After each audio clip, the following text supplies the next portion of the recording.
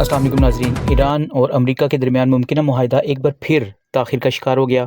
ज़राए के मुताबिक दोनों ममालिक के दरमियान जारी बातचीत में अभी तक कोई हतमी पेशरफ़्त सामने नहीं आ सकी।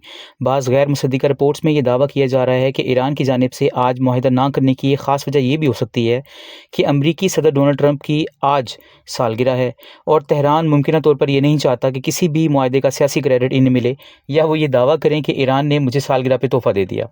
इसी दौरान अमरीका से मुताल्लिक़ एक और बड़ी खबर आ रही है कि रिपोर्ट्स के मुताबिक सदर ट्रंप की सालगिरह के मौके पे व्हाइट हाउस में ख़ुसूसी इंतज़ाम किए गए हैं, जहाँ तकरीबन 2 से 3 हज़ार कुर्सियाँ लगाई गई हैं। मज़ीद ये दावा भी किया जा रहा है कि आर्ज़ी रेसलिंग रिंग तैयार किया गया है, जिसे बाज़ ज़राए TNA रेसलिंग से मंसूब कर रहे हैं।